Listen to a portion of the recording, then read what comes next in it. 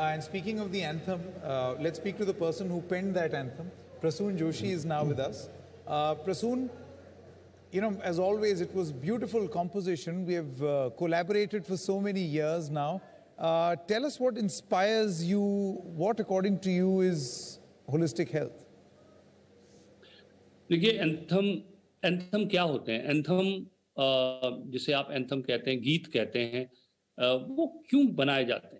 अगर आप हमारे देश का जो श्रुति की परंपरा है उसको देखें, तो जो ओरल ट्रेडिशन हमारे यहाँ का है, उसमें हमने हमेशा बहुत महत्व दिया है कि उसकी जो जिसे कहते हैं गेयता, संगीत क्या है, उसका रिदम क्या है, तो उससे हम लोग मीटर में चीज़ों को याद रखते हैं। पुरानी जो हमारी विजडम थी वो भी एक मीटर में और एक रिदम में लिखी जाती थी।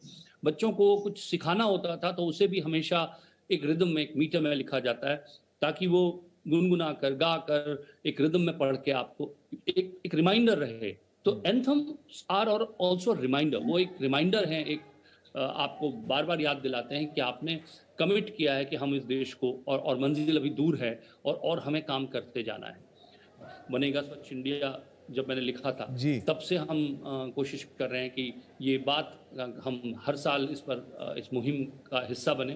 तो इस साल भी कारण यही था कि उसको आगे ले जाना है। और जब रैकेट में गौरव हैं उनके साथ, और एनडीटीवी में तारक जी के साथ मैं जुड़ा, उनके साथ, टीम के साथ पूरी काम करना शुरू किया, तो लगा कि इस वर्ष का जो थीम होना चाहिए वो लक्ष्य होना चाहिए, गोल होना चाहिए, एक अपने सामने एक ऑब्जेक्टिव होना चाहिए। तो लक्ष्य संपूर्ण स्वास्थ्य का, हम उसे लेकर आगे बढ़े। और एक शब्द कल कल कल है, जो एक नदी के बहने का स्वर है। मुझे लगा कि उसे हम अगर लेके आगे बढ़ेंगे, क्योंकि वो हमारी कई भाषाओं में भी है, और वो कल का अर्थ आने वाला कल भी है, तो इसलिए मुझे लगा कि उस पर काम करें। जी बिल्कुल, बहुत बहुत धन्यवाद प्रसून जी, ये बात बताने के लिए, समझाने के लिए, और इस एसोसिएशन के लिए आपका बहुत बहुत धन्यवाद।